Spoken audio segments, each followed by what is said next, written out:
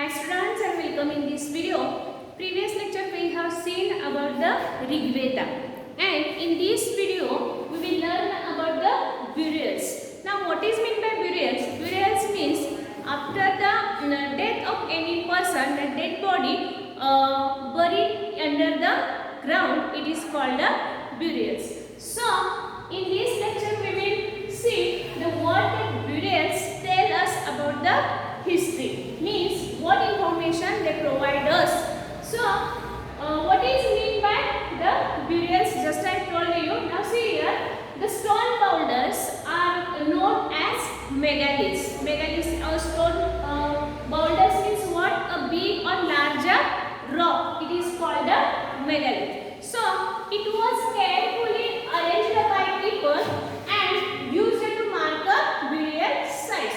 Means people where they were carefully arranged that site, and because of that megaliths we can know about the burial sites.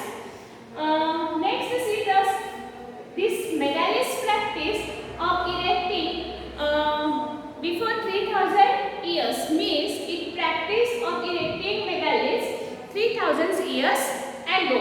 So prevalent throughout, means megaliths prevalent throughout the Deccan, South India and the Northeast and Kashmir in India. So we will see the important megaliths in the India megalith sites. For example, Brahmagiri and Adichimallur. These are the important megaliths we can see, and we can see our archaeologists that find that some megaliths are on the surface of the earth and other are often the underground. So people arrange that stones in circle, or they circle of stone boulders, or they can use a single larger stone to indicate the means that indication is there. If there is a circle of stone boulders or a larger single stone is there, then we can understand that, or it indicates that there are burials beneath.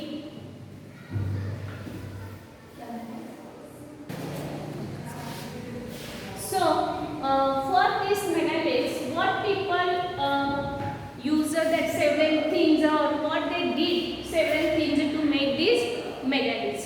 So first they have to find out the stone, they have to cut the stone, or they have to give one size to that stone, and then they have to transport the stone to that particular place. After that they have to dig the earth to bury the dead body. Then they have to arrange the all stones. They have to keep the stones in position. They bury the dead body, and then they arrange the stones in proper arrangement or requirement. Next, we will see some common features in these megaliths, which archaeologists find some common features in these skeletons or these buried. For example, distinctive parts were buried with that dead body, and that parts called the black and red were, and this dead body also buried with that dead bodies or burials. Some tools or weapons also find that tools and weapons made up of iron. Again, that skeletons,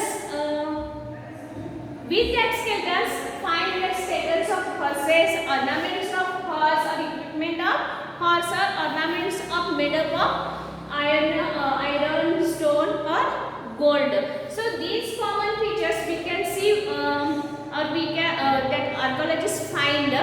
Again, there are some social differences that archaeologists find. So in Brahmagiri, one skeleton buried with 33 gold beads, 2 stone beads, okay, 4 copper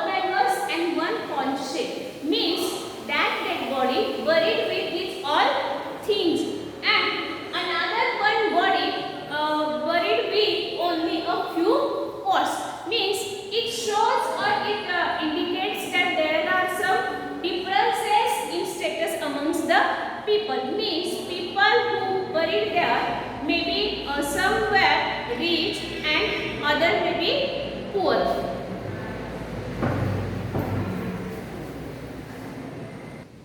So as we find the social difference in these megaliths, now we will see that some burial spots mean for some certain families were there. So it find that one burial contain more than one skeleton. So through what happened that time, if from any family, if any person died, then they buried that dead body in that megalith, and another members, if they died on the not at same time but in different time, what they did, they brought that dead body and they grave that body or buried that dead body through the portholes. Means there were some burial spots for the families, and they arranged that stone circle or boulders placed as the signpost. Means they can find that burial site easily. Means when they need or any member of family died, then they can find that burial site easily. So they they were did arrangement of the stone. Means the stone circles or borders they placed there. We will see a special burial at Inamgarh. Means there is one place we can see the burial site. So this site it is on river Gode and it is a tributary of the river Bhima. So it occupied between 3600 and 2700 years ago. So in this site generally adults were buried and the body laid straight and the head towards the north, and some bodies buried within the houses also, and these burials or bodies buried with some vessels, and that vessels contain the food and water in that pots, and that placed into that burials of that house. Again we will see now the occupation of the people which are living at the Inamgarh. So archaeologists find some seeds, found seeds of wheat, barley, rice, pulses and millets and peas also. Again they found the bones of animals bearing cut marks on that bones. Means it indicates that some animals people used as a food also, and there were cattle also, buffalo, goat, sheep, dog, horse, ass, pig, sambar, hare and mongoose. Means these animals bones they found there. Again beside the birds, crocodile, turtle, crab, fish, they found the bones of these animals. Again it is evidence the fruits such as pear, amla, jamu, dates and variety of berries were collected in that village. Means there are many evidence were there that archaeologists found there.